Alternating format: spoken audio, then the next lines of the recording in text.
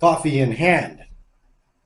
You are welcome to the Saturday Collectors Show here. And yes, everybody's hopefully tuned in. I do appreciate it. I was just thinking about this too before we started the show that, boy, we've got people from all over the place watching the show, which is really cool. Locally here in the state of Arizona, and we've also got people that are tuned in from all over, but also, like, what really is so cool to me that we've got people from Australia watching. That's really cool. I just always, I've always wanted to go there and just check it out. Growing up, Paul Hogan was one of my favorite actors too. Really, just thought that he was so cool. Even though he really only was really kind of known for the one, but actually the one that I watched a lot of growing up was Lightning Jack Kane. I don't know how many people actually saw that, but that's a really cool movie. It's a comedy for sure, but it was fun. I actually own it still to this day, and I still watch it. Sometimes when you watch some of these movies, or when you remember them when you were younger, you're like, "Wow, that was so cool." And you watch it now, and you're like, "Well, that movie didn't really hold up." There's so much of that, but that one was that one. I think it still charms me, and it's still definitely one of them. And obviously with all the horror movies I grew up with, they still resonate with me. They still hold up for me. And obviously here we are. We're in the later point of October. Got this Freddy sweater out. I know everybody's probably been wondering, well, when's it going to come out? It has hit the point here, at least out in my neck of the woods, where it is nice and pretty chilly in the mornings and at nights. The midday warms up just a bit, and it as the afternoon starts to taper down into the early evening. It definitely the weather starts to cool again. So we are hitting that point. So bring out the Freddy sweater. All right. We got some comments to read. We got some other things, cool stuff to talk about a little bit. And also, I thought some people might find it really cool that guess who I talked to the other day? Cody, my buddy from back home. Talked to Cody for a little bit. Those of you that were, I know one person in particular loved the hangout videos that we used to do. Some of you go way back to my other content to the other channel. That I did notice that some people were watching it and listening to it. That we did. Also, they check the description. The description of this video will also kind of lead you to some things.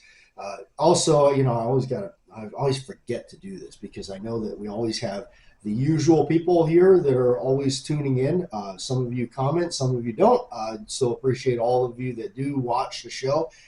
This is the Collectors Radio Show. We just kind of, rattle on about stuff. I read your comments, include you into the show, and that's what it's about. Really, in the end, this is, all of you that watch the show constantly, rather if you comment or not, I like to include you into the show, but this is your show. This is what it's about.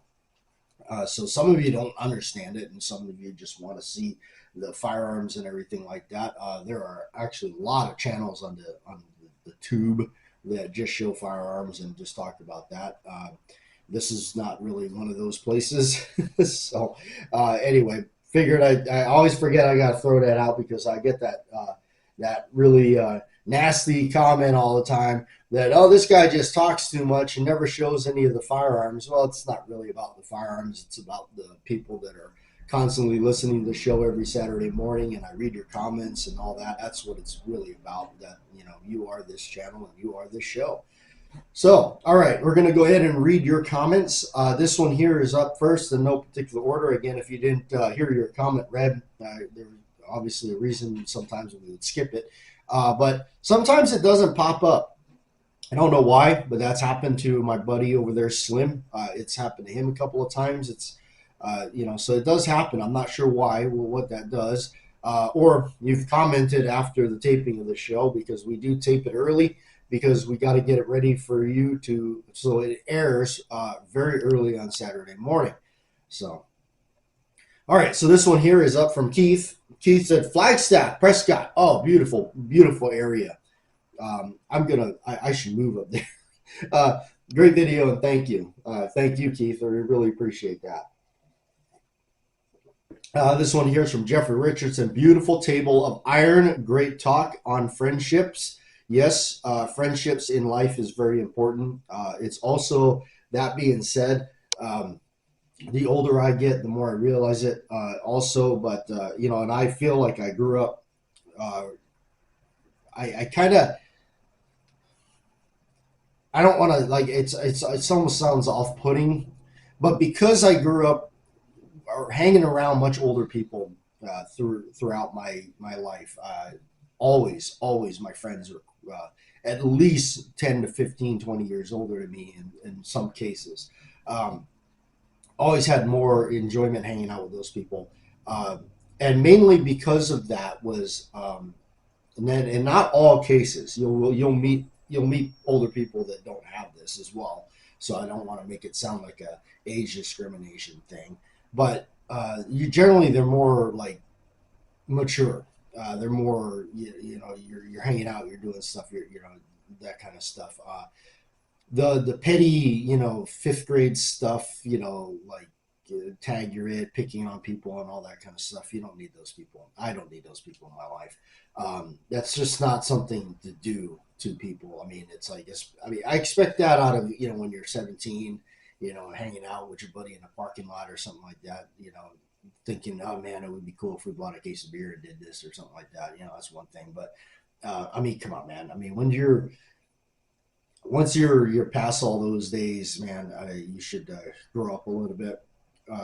But anyway, but yeah, just realize, pick your friends, pick them carefully. The older I get, the more I'm like really careful. It's like my really a good friend of mine that actually talked about some stuff that he furnished my stuff. In fact, he gave me this really cool holster.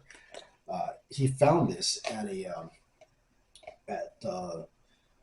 swap meet, and it's a standard black leather pat, like a flap holster, which I like. This old kind of cool stuff like this. And guess what? Check this out. It's actually marked Colt. So I've been trying to oil it and get it softened up a little bit. It has done a little bit. I got to put some more stuff on it, but this one's actually marked Colt C8. It's got a code on it, C8. It did fit my Commander pretty well, but I'd like to know what it's actually for. But anyway, he's a good buddy of mine. He's we were talking, about how we're both really reluctant about, making new friends in a sense. So, just being a little bit more cautious of that, so, but of course on the show here, we met a lot of really cool people, which is awesome. And Crazy Scotsman's talked about that, where I even had a fella that came, I believe from Ireland, if I'm not mistaken. I met him out here. Really cool dude, really awesome, really awesome guy. And that was really cool. So anyway, this one is from, this one's from Mike. Your name here shows up as the @ V194. And it says, hi, I enjoyed the movie recap. I also thought he got shot. I love your show. I watch it every week along with your others. I appreciate that. And that's from Mike here. Yeah, we were talking about The Getaway. If you haven't seen that radio show, go back and check it out from last week. We talked about The Getaway, the one directed by Sam Peckinpah from the early 70s, 1971 or 2. I think that was made. The only one that exists to me. All right. DB is top of the morning, and top of the morning to you, DB. Always appreciate that you're here every week. This one here is from Ron. What is that? That is my front door. We are live right here, and I think that was an animal. That is a kitty cat. outside. I think that was the cat I've been feeding. There was a stray cat, or well, it seems to be a stray cat that I've been feeding out there because he keeps the pack rats away and stuff like that. So I didn't mind him at all. In fact, I should go out there and put a little bit more food out there for him because he does. He keeps the pack rats away. Well, at least he should be, right? I'm feeding you. All right. Anyway, no. So this one here again. Sorry, before we were interrupted by the, and that is so cool about how we are able to have our own personal, like, I think it's so cool that we have motion detection, security cameras and stuff available. And I mean, I'm not a tech person, but that is what my mom set that up for me. By the way, I had no idea how to do it. But I'm not really too savvy with that stuff, but that is something that's really cool because, no matter what, you can always get notification and say something is moving around your property and you get that notification. You can check it out immediately. I think that's really cool. Helps secure, and especially when you're away doing work or doing other things, you have, like my place is fully, cameras everywhere. So, all right. Anyway, here, back to it. Ron here says, wow, JW, thanks for answering my question on the thumbnail. Of course, man. You're welcome. The reason I didn't do it sooner was because by the time I read your comment, we had already done that show. So anyway, I also picked up a high standard K120 with the gold bead front sight, mainly because of the movie. Otherwise, I would really like to have the Ithaca M37 military police. You and me both. I have searched for one of those. Obviously, every time, and it's just no new story for me. I'm late to the party. I try to find one. Those used to be at one time available all the time. They were surplused out everywhere. And we're talking about the old school Ithaca 37s that, most of the police cruisers carried, LAPD and whatnot. And they were parkerized, and I would love to have one myself. And I don't want the one with the magazine tube that comes up almost flush with the barrel. I want the one where the magazine tube's a little shorter. I think it only holds like 4 or 5. That's the one I want. That's the iconic one that I've always seen. I certainly would love to have one of those myself. All right. You know who made one? Speaking of that, let me just jump on this real quick. You know who had one of those out for a little while? Again, I don't know. I've knocked this company a little bit because I wasn't sure. I still am not sure where they were getting their stuff. I don't know if they were actually manufacturing it or they were just outsourcing it from other companies and then getting it in and putting their name on it. The company that assumed the name Inland in Dayton, Ohio, they had a Ithaca 37 trench gun. The only difference was it had that apparatus on it for the bayonet and the heat shield. Personally, I would just take it off. I'm not really that whole get up never really did it for me. But they had one, and it was parkerized gray or whatever. It was beautiful. I mean, I remember when it first came out. It was really expensive, very expensive, and I didn't. I just was like, oh my god! Now you can't even find one, and if you do, it's gonna cost you. Man, it's gonna cost you. I don't know. I've seen them in person. I have seen them, but I've never actually pulled the trigger on buying one. Anyway, this one here is from Slim, and we always like hearing from you, Slim. Good morning. Good Saturday morning, JW. Hope all is well. And I think it's first time you mentioned that your mother lived in Northern California. Oh, okay. I guess maybe I didn't. All right. I think I mentioned she lived in California. I don't know if I mentioned. Maybe you're right. I didn't mention she lived in Northern California. I lived in a town of Alturas, about 50 miles south of the border of Oregon, back in the early 80s. A beautiful place to live, like you said in the video. I like that model of shotgun also. Have a great weekend. Thanks, Slim. Appreciate that. Yeah, where she's at in Northern California is gorgeous. It is a phenomenal place to be. I mean, oh my gosh.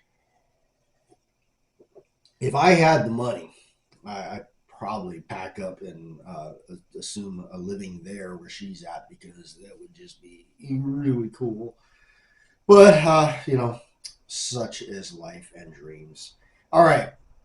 Squib 1911, a good show about Jack. Always appreciate you coming around, Squib. And you sir, have a great channel yourself. Love that, that stovetop stuff you do. Squib's got another great channel. Another one of those channels that I really like, that it just, you never know what videos are going to pop up there. There's so many of them like that. I like that variety. Like my buddy Led 8541 out there. Led is an awesome guy. Doing that other stuff that he's been doing, and the Saturday Knife Show and all that. So cool stuff. Watch while saving edits for my some of my videos and shorts. Nice seeing a shotgun on the show. I appreciate that. Yeah, every now and then bring out something. Crazy Scotsman, always enjoy the classic movie memory lane. So many great movies, so many iconic scenes with great pistols, revolvers, shotguns, and so on. Great friends are something that can be hard to come by. Yes, absolutely. I have made more friends on here that I can count on versus people. Yeah, that is very true. I mean, there is to be that. I actually know outside of YouTube world who have proven to be unreliable. Yeah, can relate, can relate, brother. I am blessed by all the amazing friends I've made here, yourself included. Well, I really appreciate that. That is really cool of you to say. Brother, you can always reach out to me if you ever need anything. I appreciate that. And same. I know that, like, for me, I can speak for myself for sure. Life is so busy. Time is I have found myself having less and less time to add to things, to do extra anything. Such as one thing, I would love to be able to gift out more stuff and send it off to people, but I just don't. I find myself not having the time to get to add that to a day's schedule. Okay, I gotta get to the post office and do this. I really, it really becomes difficult. I'll give you an example too. This just happened the other week. I needed motor oil for the car. The truck was running low on motor oil because it's got a slow leak. I just had, again, time to go fix it because the guy's going to need it for a while, and I can't really be without it for that long. But anyway, I needed to get motor oil to replenish, and I was like, oh, I got to make time to get to the AutoZone or whatever, or O'Reilly's, whatever it is you choose, or even Walmart. And I just, I mean, you can pick it up almost any damn place. I mean, the gas station, the grocery store, for Pete's sakes. But it just kept, so I Amazoned it. I seriously, that morning, woke up, bought a 5-quarter from Amazon, got home that afternoon, and there it is on my doorstep. Boom, perfect. Poured it in, done. The convenience for me, Amazon, like something like that, has really made a difference in my life. So, all right. Warren here. Warren, I always appreciate it. Like hearing from you, Warren. You guys out there are awesome. Hi, Batjack. Sorry I didn't comment on your last video before, but I am playing catch up now. That lever action rifle was a gorgeous one. Lever action rifles are my favorite. Yeah, that one's a cool one. Very pricey, but really cool. It reminds me of Clint Eastwood was holding for a few dollars more. That's right. He does have it in the end. Every time I see it, I always think of the Night of the Living Dead, the 1990 make one. That's the one I always see because it's really predominantly in the movie. Thank you for showing the insight on how to tweak the grips on a single action. Just out of curiosity, with being a Clint Eastwood and Western fan, why haven't you owned the no-name snake gun that he used in the Dollar Series Spaghetti Westerns? Cool shotgun. Great to catch up with you. Have a great weekend. Take care. Why haven't I owned that one? I have seen it. For one, when I was younger watching all those movies, I watched more of the Duke's films. I I watched more John Wayne stuff than anything. John Wayne was like, that was the only westerns I really watched. I did like some of the Eastwood films, but that didn't come till later. When I thought of Eastwood, I thought about Dirty Harry. But so John Wayne's yellow ivory handled, single action was just burned into my brain. That was the one that that was my like thing. So the other one that Eastwood, held out, believe it or not, I didn't really watch the Dollar films or the spaghetti trio that he did a whole lot. I saw them, I did, but I never really got truly into it. So it wasn't one of those that really grabbed me. So that's really the reason. It just never was one of the ones that grabbed me. The one that the Eastwood gun that always grabbed me was obviously the 29 from Dirty Harry. But that one just never did it for me. I just never really was that interested in owning it. It just didn't do the magic for me. When it does the magic for me, then I own it. If I own it, it had some kind of thing for me. I had some kind of like, it resonated with me. As far as my wallet can afford too. There's a lot of stuff out there that I just can't afford it. I mean, like, it's just not something that's in the loop of things. But yeah, that's pretty much it. It just never really. Plus, I mean, you don't really see it a whole lot. Even though, yeah, it's in his holster, but I think that the Duke had it right. Something about that. He had those yellow handled grips on that single action. It really pops off that camera when you see it, just in his holster. Just no matter what, if he's walking by, riding a horse, whatever, John Wayne was just so cool. So anyway, yeah, that's mainly the reason. That's a really cool question. Appreciate that, Warren. I love that question. And I love any of the questions that you guys got the answer, if I can answer it. But yeah, that's yeah, like it. Thanks for asking that. And you're very appreciated here on the channel, like everyone else that comments. And so even if you don't comment, you're watching. I appreciate you still being here and checking out the show and going through it. I can't say that enough. You guys are really awesome here. I cannot believe that I have such the amazing audience that I do and the subscribers, and and that's even to me, that's not even fair to say. You are the family here. We all it just, I'm so blessed to have you all. I really am, and I thank you very much for being here. All right, Mickey Mantle. Hey, it's always good to hear from you, man. Uh, Morning posse, caps on for easy read. Nice high standard. I picked up one used by local police department in the 60s, 70s. Has corn cob and pistol grip. Brutal to shoot, but awesome to own. Yeah, I don't shoot mine a whole lot, mainly because I know it's old and worn. I just like having it. Didn't cost a whole lot. Mine is definitely a police department one as well. You can see the wear on the receiver where the clamp was. They held it in the probably in the squad car or something like that. So anyway, all right, cool stuff. That's the comments that I found here. Let me make sure there is no comments that I missed. I want to make sure. Sometimes I'm trying to figure out and make sure that none of these. Okay, all right.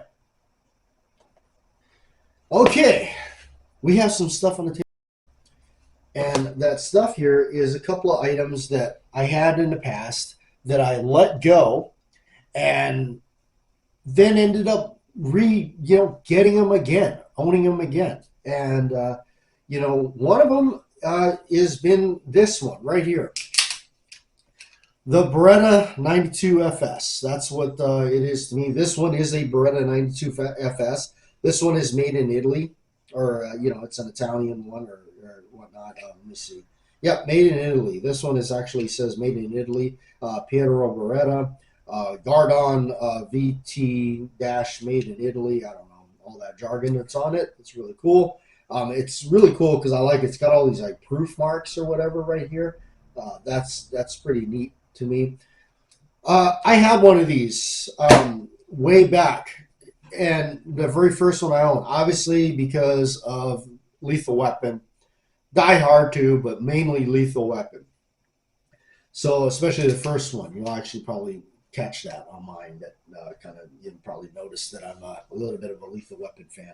So anyway, um, when I first originally bought one, it was back in Hawaii, and I went and talked to a friend of mine, and I said, he's a dealer that had a license, a shop, and everything, and I said, I want a Beretta 92.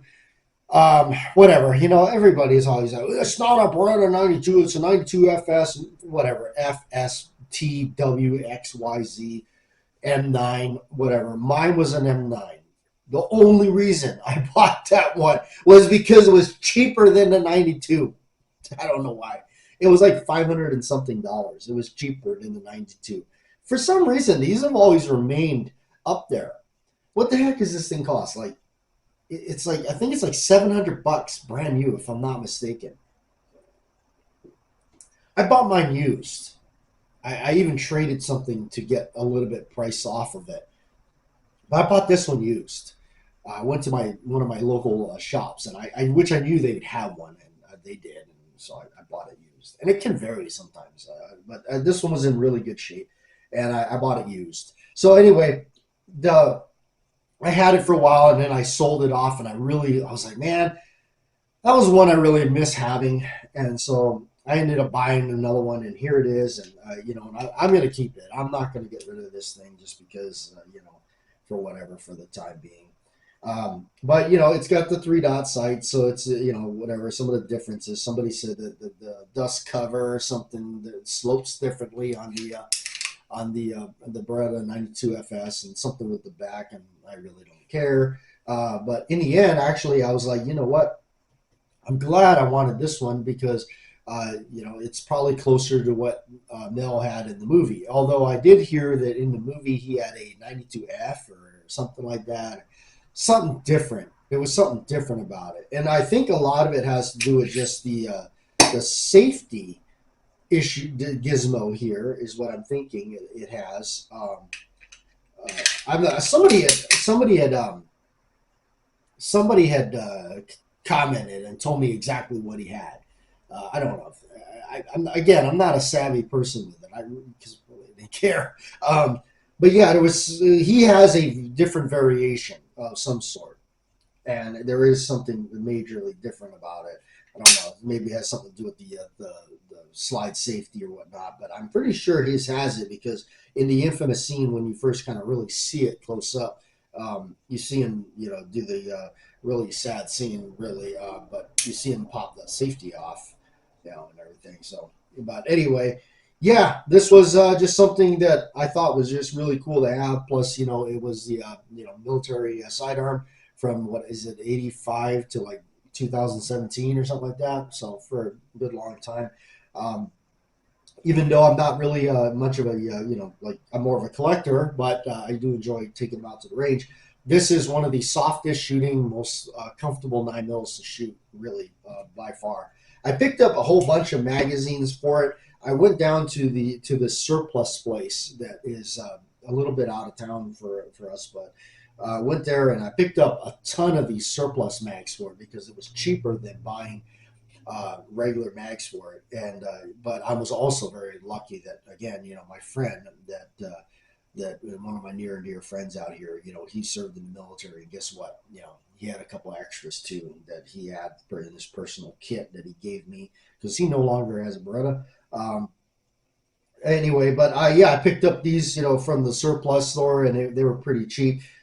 They're like, obviously they're mill serp. They're like gray or green or something like color. They're made by a different company. These are made by Checkmate magazines, and and they fit flush on the bottom, so kind of strange. So.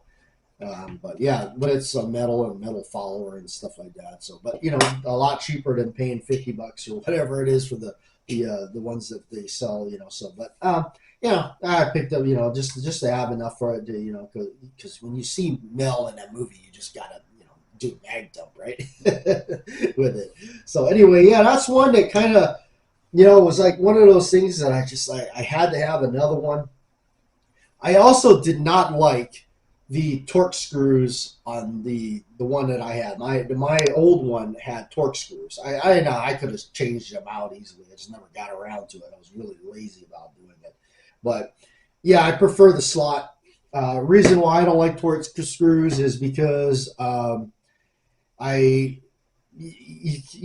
finding a torque screw, first of all, if they're ever loose, but these do have locking washers on the other ends of these, so it does make it better. But anyway, I've always found that trying to find a torque screw is really, it's like, but where on my keychain, I have a Colt screwdriver, and I can, in a pinch, and it's saved me so many times I can't even count, tightening something like that up really easily. So anyway, that's why. Or you can find literally a coin or anything almost, and even your thumbnail in some cases to do that, tighten it back up just a little bit.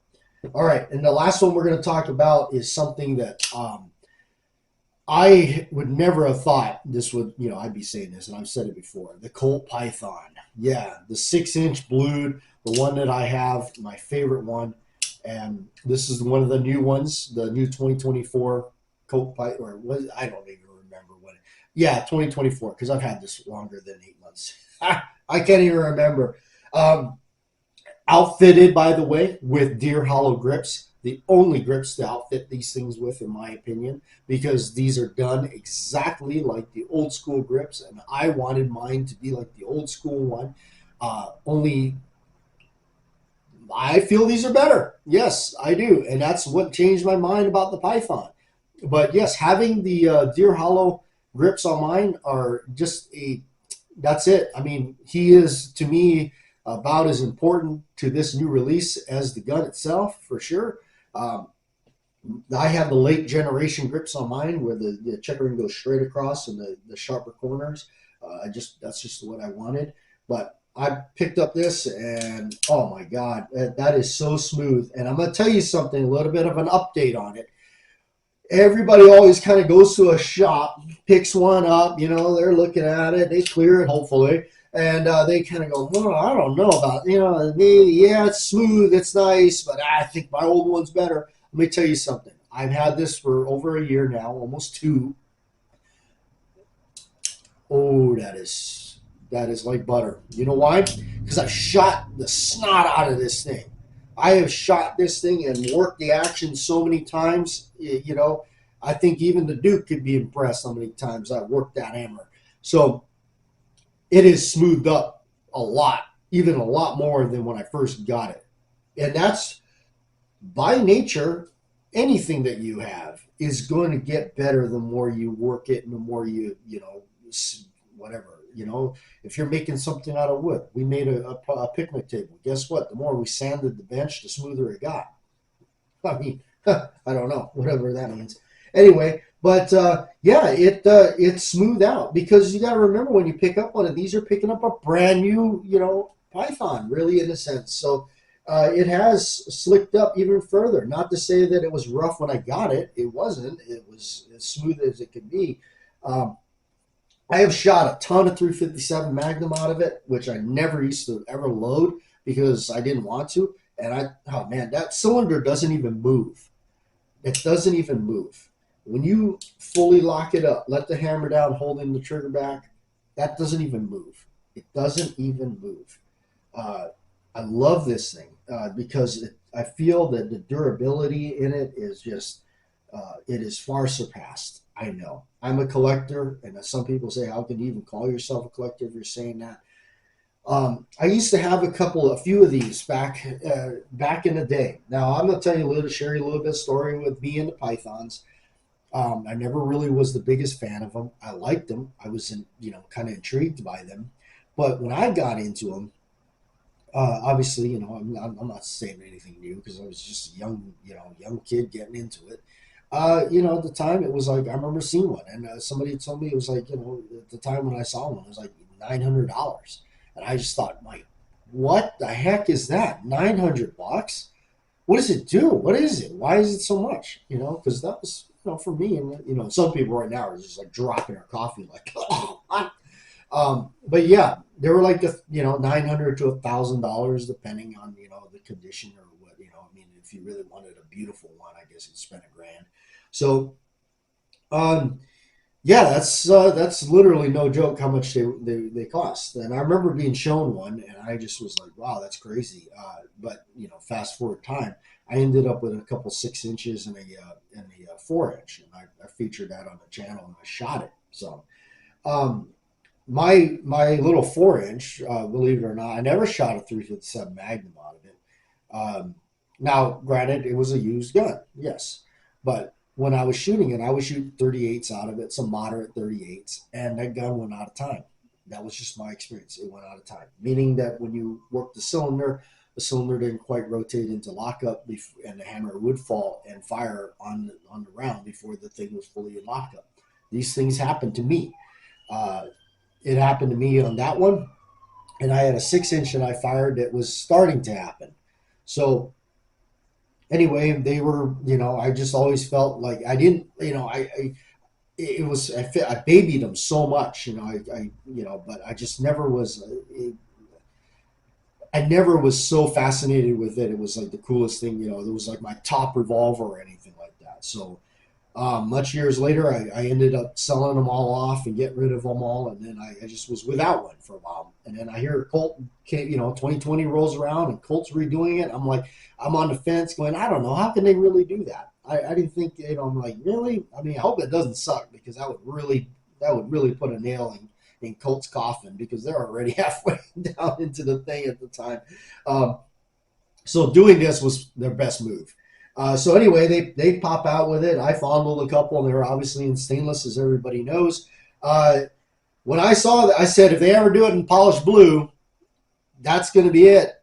And they did it, and I said, I'm a buyer, and I bought it, and I owned it, and I still own it, and it's cool, and I'm and I absolutely love it because it, you know, with the deer hollow grips and it all outfitted, man, this has easily become my favorite. It really has. So I'm still waiting on the 2.5 blued polished. Somebody had informed me a show or two ago that they did it in matte finish. Yeah, they did. That one's now allocated for people. What the heck kind of lazy crap is that? You put out the matte finish one much later after you announce the 2.5 polished blue. I mean, I'm glad they're offering these things in all flavors, but my fear is don't stop making the polished blue ones or something like that. Don't get lazy and stop doing it. I really hope to get one of those polished blue 2.5s. I don't need it, but I really would like to have it because that would be really cool for the collection. That one was always revered, those little snubbies, especially like the 3 inch, but I don't want the 3 inch. I used to have a 3 inch stainless and I got rid of it. But I just hope they don't get rid, you know, they don't drop any of these from the line. That would be really stupid. Anyway, I'm done. I'll see you later.